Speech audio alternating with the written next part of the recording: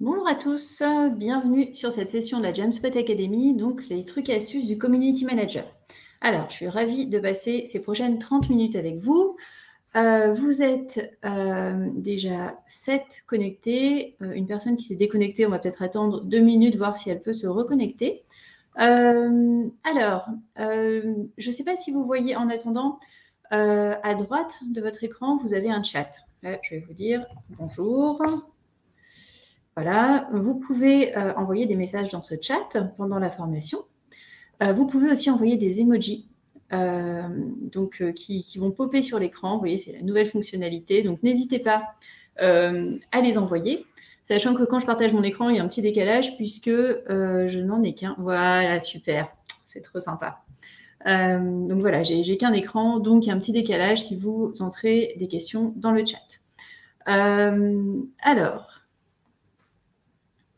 Je pense que tout le monde est connecté. Eh bien, c'est super. Eh bien, on va démarrer. Alors, je vais partager mon écran. Alors, je partage mon écran et voilà. Et je partage mon document. Donc, aujourd'hui, c'est une formation pas produit, hein, théorique, mais bien sûr, on va parler de Jamspot. Donc, ça s'intitule « Les trucs et astuces du Community Manager ». Alors, juste, est-ce que tout le monde voit bien mon écran? Bonjour Frédéric, bonjour Karim, bonjour Brigitte. Alors, c'est bon? Ok, je vois des trucs qui peuvent... N'hésitez pas à dire s'il y a un souci technique. Je ne pourrais pas forcément le résoudre, mais je ferai ce que je peux. Et bonjour Carolina, ça fait longtemps. Alors, c'est parti. Je vais mettre ça en plein écran. Alors, donc, on est ensemble pour 30 minutes jusqu'à midi environ, avec deux parties principales. Comment on anime. Donc, ce qu'on intitule des astuces, en fait, finalement, ce sont des bonnes pratiques. Et puis après, une partie un peu plus descendante, création de contenu, sur tout ce que vous pouvez utiliser sur Jamspot. Et puis, on fera une petite session de questions-réponses, comme vous l'avez compris. Voilà, je ne vois pas le chat directement. Du coup, il y a un petit décalage. Mais entre chaque partie, je pourrais faire une pause. Alors, voilà. Alors, première chose, donc, j'ai vu que vous étiez tous de plateformes Jamspot différentes. Et voilà, ça va être très intéressant.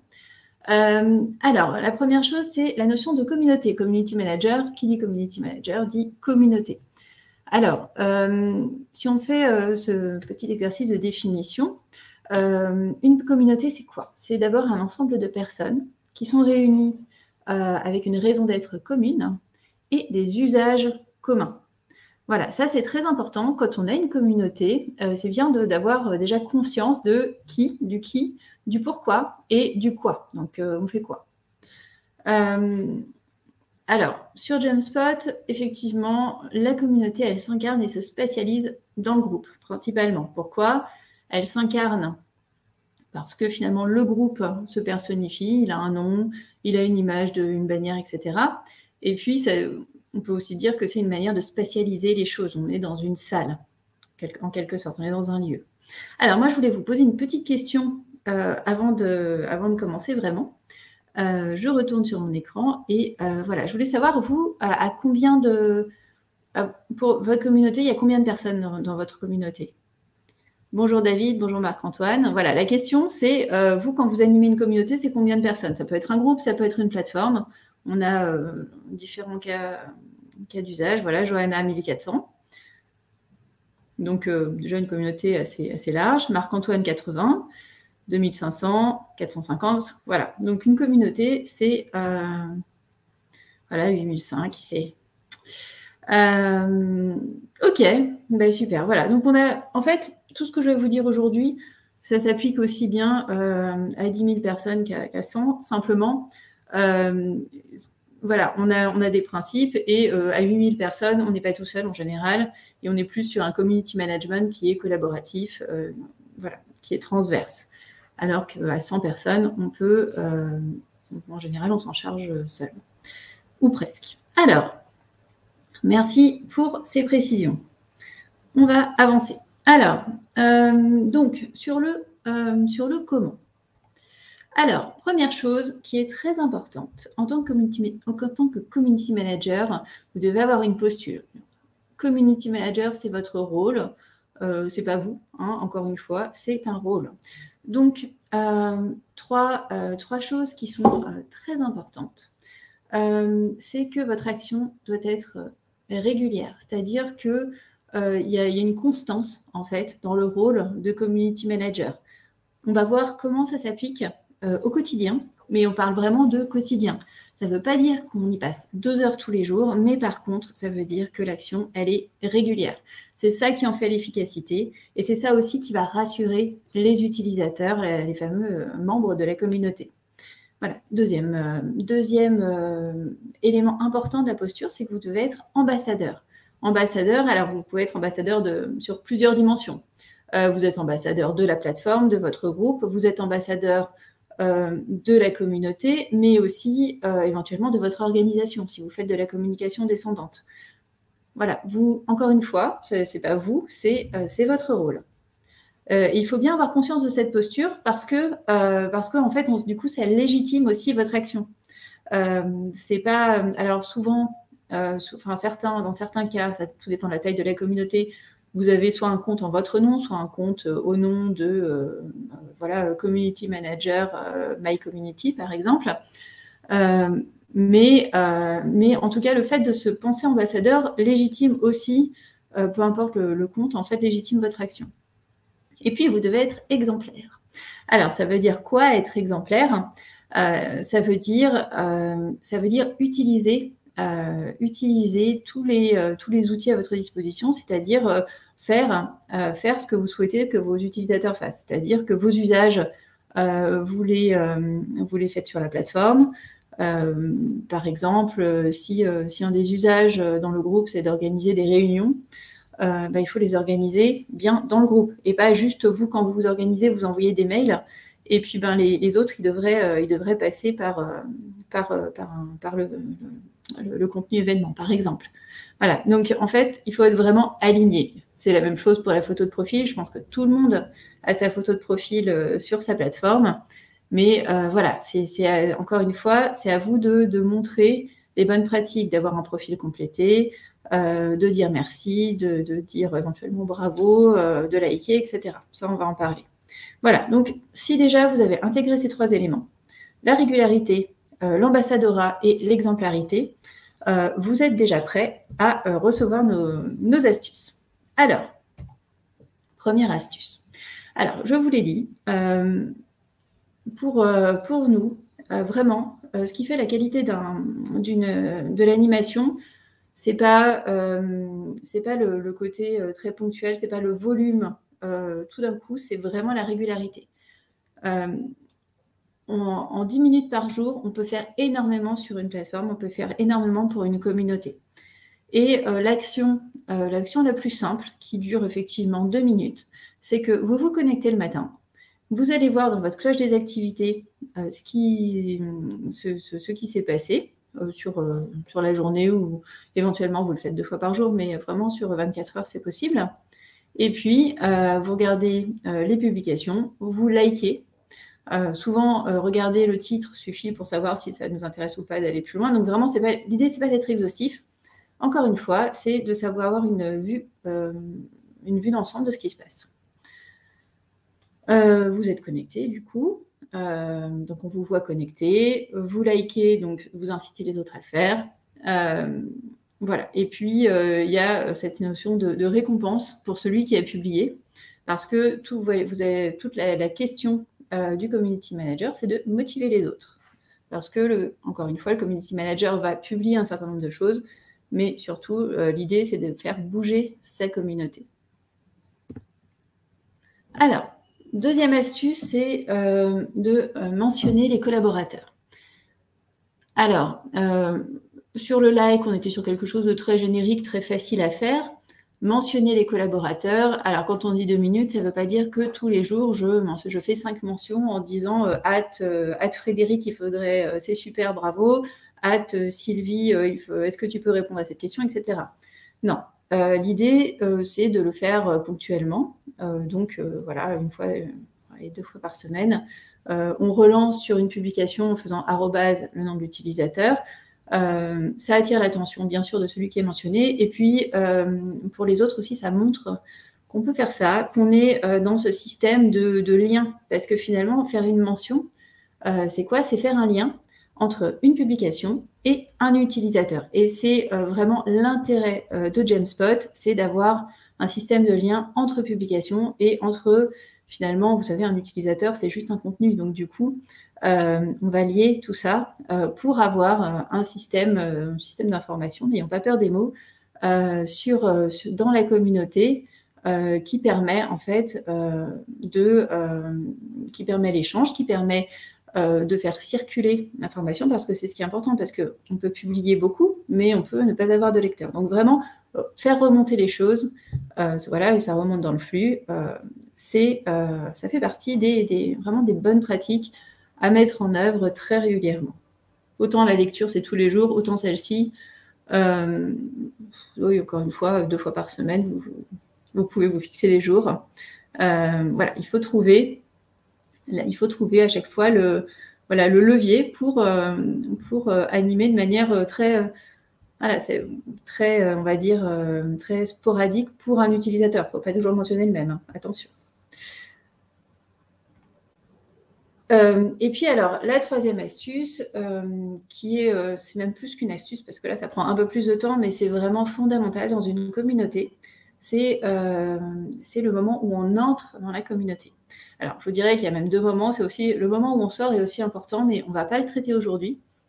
Là, on est plutôt sur l'entrée dans la communauté. Alors, ça peut être dans un groupe, ça peut être sur la plateforme. Sur la plateforme, vous savez, on a un moyen automatique de dire un tel est inscrit, d'ailleurs pour les groupes aussi. Sur le flux, on voit Frédéric, et je ne sais plus comment on le dit d'ailleurs, est arrivé sur la plateforme, et puis Frédéric est abonné au groupe Ma Communauté. Voilà. Désolée Frédéric. Oups. Tu es toujours mon cobaye.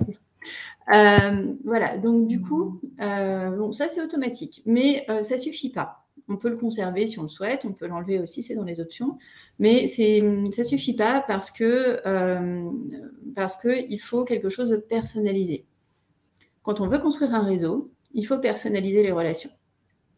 Alors, donc vous imaginez les différentes formes, ça on pourra en parler tout à l'heure justement, les différentes formes que ça peut prendre, mais il faut marquer l'entrée. Donc ça veut dire accueillir. Alors accueillir quelqu'un, ça veut dire l'annoncer aux autres, et puis ça veut dire aussi lui donner les clés pour participer à la communauté.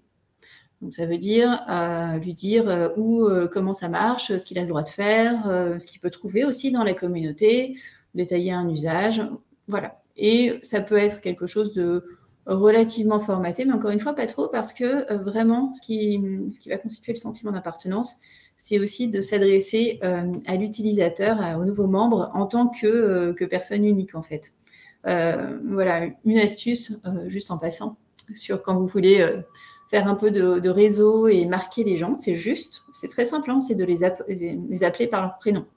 Quand c'est suffisamment informel, et en général sur les réseaux, sur les plateformes collaboratives, c'est suffisamment informel pour appeler les gens par leur prénom. Donc vraiment, bonjour Paul, ça change tout par rapport à bonjour, tout simple. Voilà, et ça c'est quelque chose que vous pouvez appliquer sur une plateforme, mais aussi dans d'autres sphères, on va dire, ou dans d'autres dispositifs. Voilà. Voilà pour l'accueil. Et puis, la dernière astuce sur cette première partie, c'est la gamification. Alors, qu'est-ce que la gamification? Donc, c'est l'animation par le jeu. Vous avez tous dû en entendre parler. Pourquoi on met ça en avant ici? Alors, bien sûr, hein, on n'est plus dans l'action ponctuelle, rapide et régulière. Et encore, quoique, parce qu'on a des moyens de le faire assez simplement et de manière pas trop structurée. Alors, je voulais signaler, c'est important que nous, petits humains, on commence à apprendre par le jeu. Alors, on le perd un peu en grandissant, effectivement, hein, ça fait partie de la loi du genre, mais bon, on a encore beaucoup de joueurs, que ce soit numérique ou pas d'ailleurs, et donc c'est bien de s'adresser à cette population qui est prête tout de suite à jouer le jeu, comme on dit, parce que c'est un grand moteur de motivation. Alors il y a des gens, effectivement, il y a des gens qui ne réagissent pas du tout à ce côté gamification, mais finalement, il n'y en a pas tant que ça. C'est vraiment quelque chose qui peut apporter une dimension très sympathique à votre communauté. C'est vraiment ce que j'ai appelé un moteur de convivialité. Donc, n'hésitez pas à, bien sûr, diversifier les formats. Donc, sur Jamspot, on a un quiz. On peut aussi organiser, on a des tutos pour ça, un concours photo, on peut aller jusqu'à l'escape game sur la plateforme, il y en a qui l'ont fait. Voilà, ça, ce sont des formats très structurés qui nécessitent un peu de préparation. Après, on a des façons de le faire beaucoup plus simplement. Notamment, on a maintenant des petits widgets dans les commentaires et dans le Messenger qui permettent de voter. Et juste ça, juste le fait de voter, c'est déjà... alors, voter sur quelque chose de pas trop métier, pas trop sérieux, mais c'est déjà de la gamification. Alors, justement, pour conclure sur cette partie, moi, je voulais mettre en avant trois applications que j'ai évoquées, et qui sont très, très faciles à mettre en place sur Jamspot. Donc, on a les mentions. Donc, les mentions, c'est les mentions utilisateurs, surtout, dont j'ai parlé, donc le @ quelqu'un, @ Jean Dupont. Mais ça peut être aussi, comme vous le voyez là sur la capture d'écran, ça peut être aussi des mentions d'autres contenus. Donc, encore une fois, n'hésitez pas à créer du lien. C'est vraiment important sur la communauté. Ça donne de la cohérence. Deuxième application, fonctionnalité, comme on veut, les flash widgets. Les flash widgets, donc, ce sont ces fameux widgets qui permettent de voter soit dans les commentaires d'un article, comme on le voit là, soit dans le Messenger. Ce qui est sympa dans les commentaires, je préfère dans les commentaires parce que c'est beaucoup plus pérenne. On peut voir tourner sur l'article, on voit les choses. Le Messenger, encore une fois, ça c'est toute la différence entre le Messenger et un article. Le Messenger, c'est plutôt volatile, on va dire. Si on ne l'a pas vu et qu'il y a eu beaucoup de conversations entre-temps, on ne va pas remonter le chercher. C'est pas l'usage. Alors que sur l'article, vous allez pouvoir conserver votre sondage. Voilà. On peut dire oui, non, ou on peut voter entre différents choix.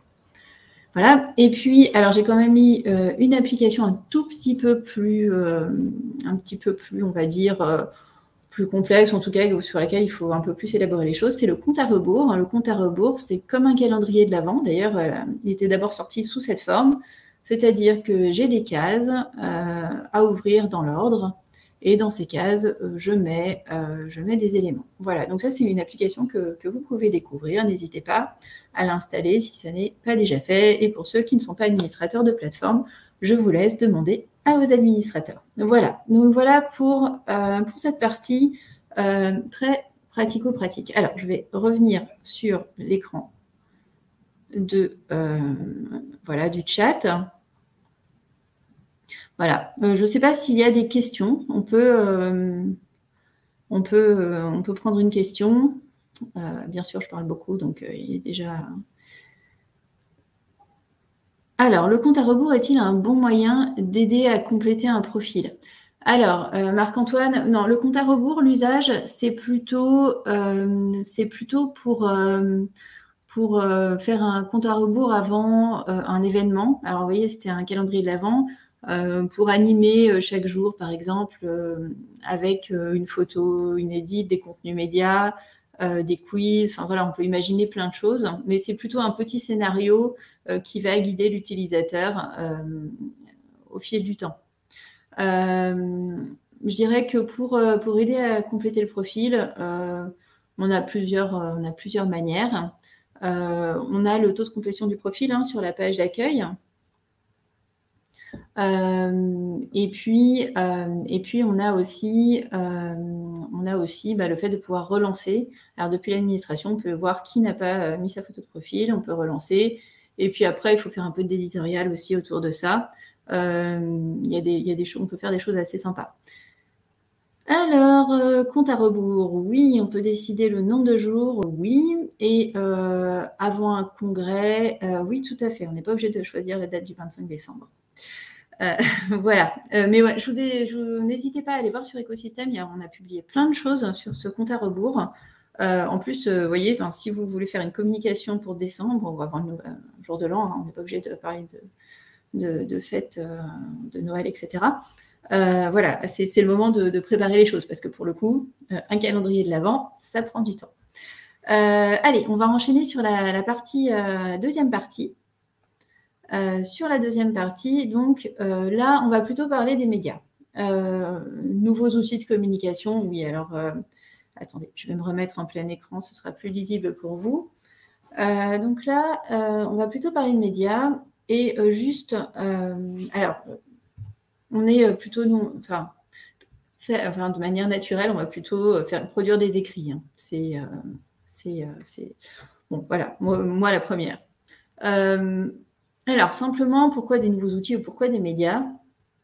Alors, bon, déjà, on est quand même des animaux très visuels. Hein, 50% du cerveau sert à ça. Les yeux sont très importants. Et surtout, ce que je trouve, moi, c'est le troisième chiffre qui est vraiment très important, c'est qu'un dixième de seconde pour comprendre une information visuelle. Alors, ça dépend de sa complexité, hein, bien sûr. Mais en tout cas, ce qui veut dire que, voilà, une image va être beaucoup plus rapide à percevoir, à comprendre et à intégrer qu'un texte. Et ça tombe bien parce qu'on peut faire ça. On peut faire des formats très sympas, très visuels sur Jamspot. Donc, il faut vraiment le privilégier.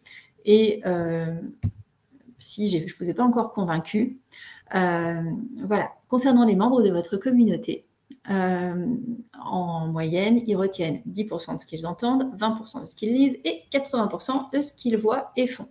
Donc, ce qui est très important, vous l'aurez compris, c'est le visuel et c'est l'interactif. Voilà, si vous voient liker, ok, s'ils le font, ils vont le retenir. Donc, c'est vraiment voilà, votre cran pour accéder à plus de participation. Voilà, c'est d'essayer de combiner tout ça. Et en fait, ce que je voulais dire aussi, c'est que s'ils ont liké une fois, par exemple, je prends le like parce que c'est vraiment l'action la plus facile à faire sur une plateforme collaborative. S'ils l'ont fait une fois, il y a de fortes chances pour que ce soit parti et qu'ils puissent le faire de nombreuses fois ensuite, et que ça devienne une habitude. Et si vous arrivez à ancrer cette habitude, eh ben, vous pourrez en ancrer d'autres. Et en fait, on voit beaucoup, il faut s'inspirer aussi un peu de ce qui se fait sur le grand public. Hein, vous voyez, tout ce qui est action, les concours sur les réseaux sociaux, les Instagram et compagnie. Il y a beaucoup de concours sur, voilà, alors vous allez gagner tel bouquin si vous likez et que vous vous abonnez au compte. Donc, vous pouvez totalement reproduire ce schéma, donc faire liker les gens. Il y a des petits, voilà, il y a des petites astuces comme ça. On va continuer. Donc alors, côté média, qu'est-ce que vous pouvez faire? Vous pouvez faire des podcasts, vous pouvez enregistrer des podcasts. Alors, les podcasts, ça marche très bien dans le grand public. Et franchement, c'est vraiment un moyen qu'il faut développer. C'est vraiment une tendance importante. On parle de plus en plus de la voix. Notamment parce que l'image fatigue. Alors l'image, on la retient, mais justement, elle nous donne tellement d'informations finalement sans effort, hein, qu'elle peut nous fatiguer. Donc les podcasts, c'est une autre manière de communiquer avec votre communauté. D'ailleurs, vous voyez aussi dans le grand public le développement des messages vocaux, etc. Donc voilà, n'hésitez pas à tenter ce genre. En plus, c'est très agréable à faire. Et puis, finalement, c'est pas plus long que d'écrire un article. Deuxième façon de communiquer, c'est l'infographie. Donc là, on est encore une fois dans le visuel. On a un exemple d'infographie là à gauche que je vous ai déjà sûrement partagé pour ceux avec qui je suis en projet sur vos plateformes. Donc l'infographie, on a alors, on n'est pas obligé de faire du Photoshop. On a des systèmes tout faits, puis quasiment gratuits en ligne. Voilà, donc là, c'est vraiment l'idée de mélanger texte-image et surtout de rendre le texte visuel. Parce que ça aussi, on ne peut pas tout faire passer par l'image. Donc, du coup, on va vraiment essayer, vous voyez, d'avoir voilà, les petites, pour dire 2 minutes, on va mettre le petit chrono, on va mettre les textes, ce qui est important, de couleurs, etc., etc. Donc vraiment là, on est sur un format qui fonctionne pas mal du tout. Et puis, le dernier format qui est intéressant, c'est la vidéo. Alors, moi, personnellement, j'adore ça. Pas forcément, je fais pas pas forcément pour parler face caméra comme aujourd'hui en entier, mais plutôt, voilà, par exemple, moi, j'utilise beaucoup l'outil Loom, Loom, qui, voilà, pour faire des tutos, pour répondre à des questions, parce qu'en fait, ça permet d'avoir incrusté son image et d'avoir l'écran. Donc, on mixe, encore une fois. Ce qui est vraiment intéressant, c'est de croiser les formats. Donc, on est dans le tutoriel, mais on parle aussi aux gens. Donc, on va pouvoir, comme ça, on va pouvoir s'adresser de manière assez impactante parce que, effectivement, encore une fois, hein, dans la communauté, vous avez tout type de personnes. Il y en a qui vont préférer le texte, mais finalement, il y en a beaucoup qui aiment la vidéo. Et on se sent beaucoup plus engagé par une vidéo avec quelqu'un qui vous regarde. Hein, c'est important aussi de regarder quand on fait une vidéo, plutôt que d'avoir voilà, du texte qui peut sembler un peu long à lire. Alors, voilà pour les trois formats de médias qu'on peut utiliser sur Jamspot. Et puis, donc là, encore une fois, côté fonctionnel, ça se traduit par quoi? Alors, sur Jamspot, si vous avez déployé la publication rapide sur votre plateforme, donc la publication rapide, vous savez, c'est le champ qui apparaît en haut du flux d'activité. Donc, si vous l'avez sur la plateforme, c'est une option, encore une fois. Vous pouvez publier directement une vidéo. Donc, je vais cliquer sur le bouton « Publier une vidéo », vous voyez, et je vais enregistrer ma vidéo et la publier directement ou publier aussi un audio. Donc, mon fameux podcast. Donc, le podcast n'est pas forcément quelque chose de produit et de très bien, voilà, de très, on va dire, très élaboré avec du montage, etc. C'est comme la vidéo. Aujourd'hui, on a des moyens très simples de faire des choses, voilà, en fait, de varier encore une fois les formats, mais pas forcément en étant dans la perfection. Ça, c'est vraiment quelque chose qui est important. Une vidéo, ça peut être une vidéo pour expliquer quelque chose parce que on n'arrive pas toujours bien à expliquer à l'écrit. Et donc, je publie une vidéo rapidement pour donner une astuce, quelle qu'elle soit. Il y a plein de... Moi, j'avais travaillé avec une organisation dans laquelle c'était institutionnalisé. Il y avait beaucoup de questions, vous savez, de mécanique, d'électronique, etc. Et donc, je ne me souviens plus du nom, mais en fait, ils avaient l'habitude de publier des courtes vidéos pour expliquer quelque chose, pour expliquer une manipulation, etc. Donc, ça, c'est vraiment un usage qu'il faut développer. En plus, sur la plateforme, là, quand vous le faites directement dans la publication rapide, ça s'appelle Vidéo Teaser.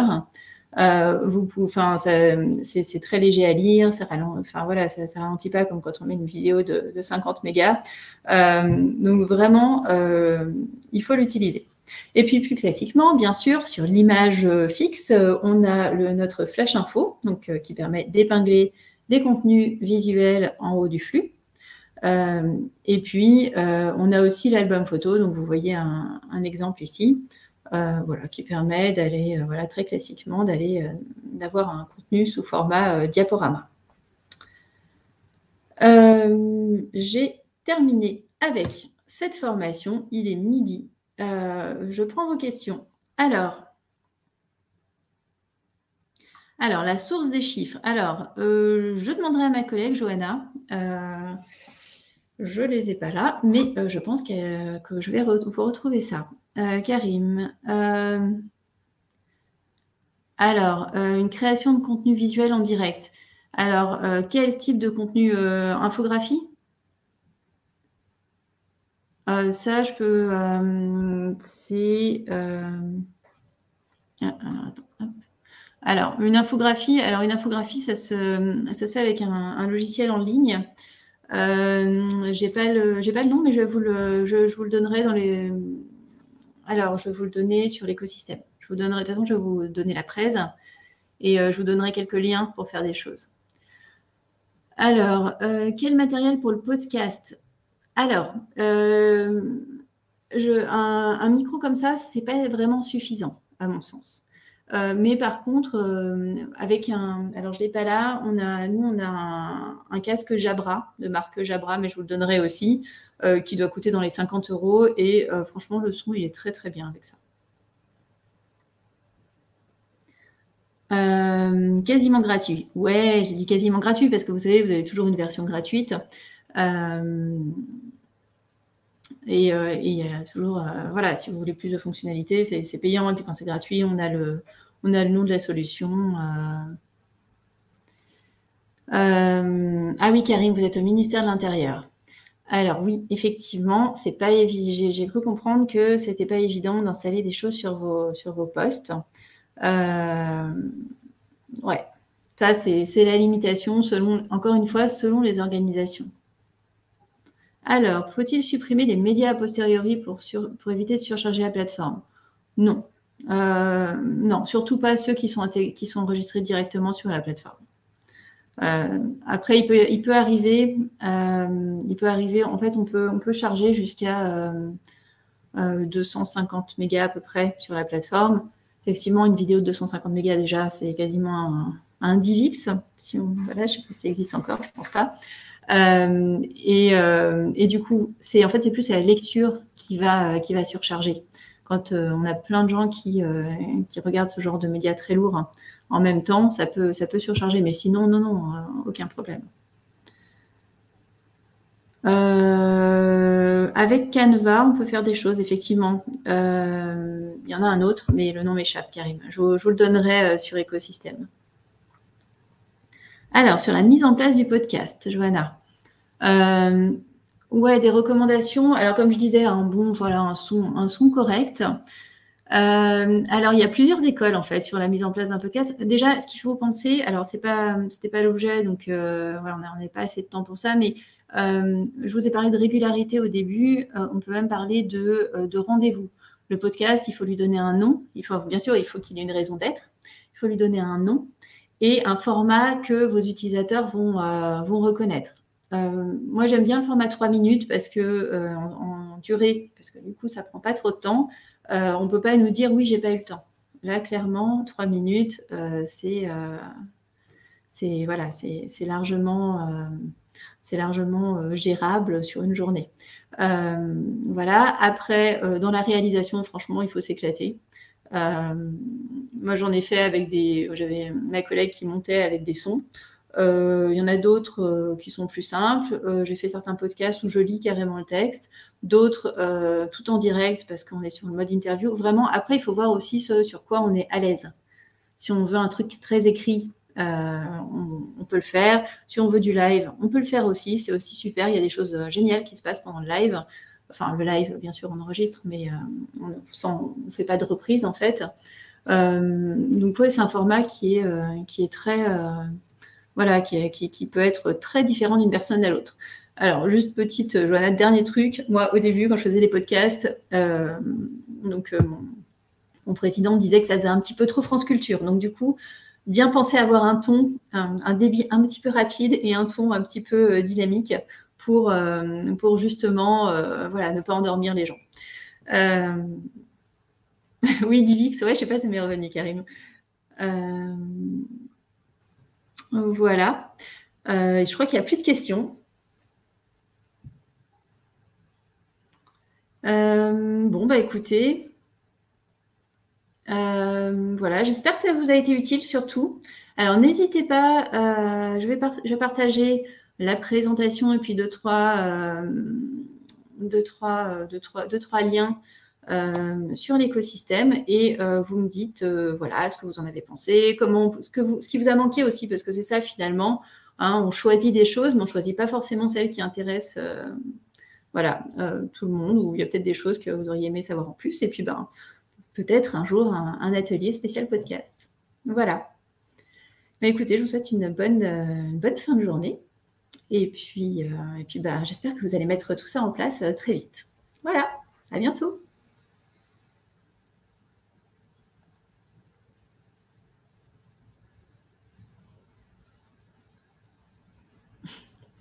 Super, Karim.